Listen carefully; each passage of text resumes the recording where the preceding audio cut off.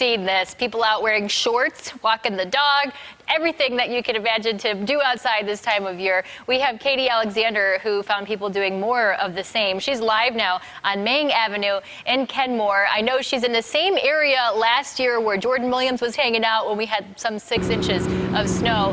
How's it looking for you now, Katie?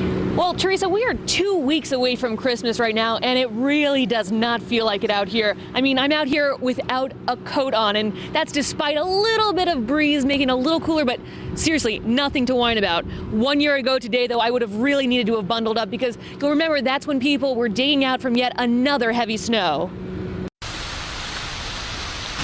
This was the view on Parkside Avenue in Buffalo on December 11th, 2014, when several inches of snow fell quickly during the morning commute after a night of heavy snow, bringing traffic to a crawl around the area. Today, it's a very different picture here, and plenty of people are out and about taking advantage of the warmer weather. It's great. It's absolutely great, and I'm going to run again all weekend because it's supposed to be 60 on Sunday. Obviously, that's a far cry from this time last year. Then everything was white with snow. Now the scene is bathed in sunlight. And all around there are clear signs of just how different things are. This gentleman is getting his grandson's sled out for the first time this season to go pick out a Christmas tree in what he knows will be a very different kind of trip from last year's. It's like 2 feet of snow.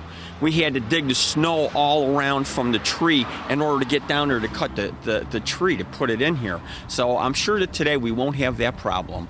Last year's snow on this date was causing all sorts of problems, crippling traffic during the commutes.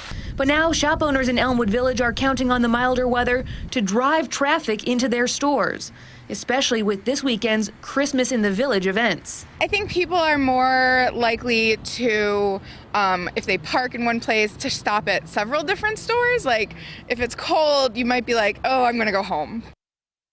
But there is something to be said about the cold and the snow really getting people into the holiday spirit, and you can see that not everyone has gotten there yet. A lot of people waiting to decorate, except for at this house. And if this is what your house looks like, you really do want to pay attention to the weather today. We could be dealing with some gusty winds, so you do want to make sure that everything is really well tied down. Reporting live, Katie Alexander, News 4. Looks like those folks worked on it to get everything tied down. Mike Syka will tell you about those wind warnings here in just a moment. You can download the Forewarn Weather app, though. Before you make those weekend plans, you'll hear about what's happening with the wind, if there are any advisories and warnings to know about, and you'll get the hour-by-hour forecast.